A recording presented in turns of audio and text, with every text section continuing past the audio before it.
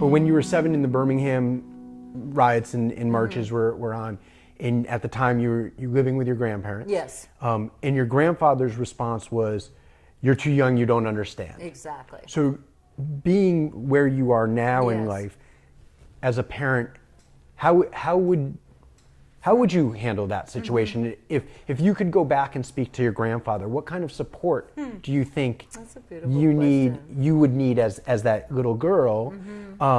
Or do you think what he did might have actually propelled you to be like, no, I can handle this, and I'm going to prove it to you, and that's partially. That's really an interesting question, Matt, because sometimes we do know that opposition and resistance really pushes you to be something that you're born and maybe to if he be. had he coddled too much, right. you might would not have been like, as okay, eager. Grandpa made it okay, and Yeah. I'm comfortable now. That's really an interesting question. So we don't really know, but, Right. but I also appreciate your question.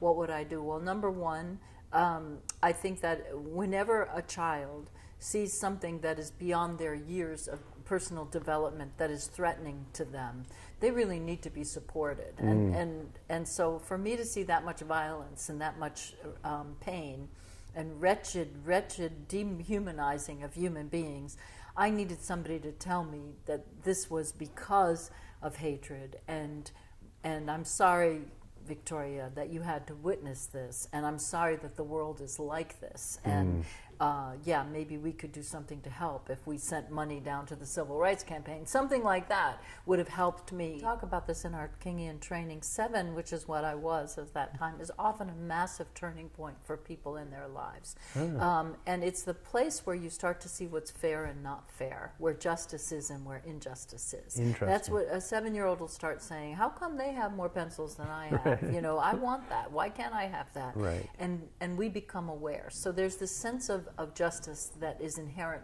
in all of us, which is what Martin Luther King said also. And we're banking on that sense of fairness and justice to teach what we teach. Now, your point about children and their ages, I too feel that it would be, in the best of worlds, you can introduce young people at human development rates that are natural to our human development, where they can understand better certain complexities and not have to be made to grow up so quickly. Right. But marginalized community children of color living in Hartford and in New Haven and in these cities where we work, they really don't have that luxury. It is a luxury. We who are of a privileged race, I myself, speaking of myself, I have the luxury of saying, oh, my son's too young for that. But really, if you're walking along in abject poverty or in a systemic racist society, a black child, a brown child, and perhaps Asian, they wind up having, anybody of color winds up having to learn an awful lot quickly about how to get along and what's not right.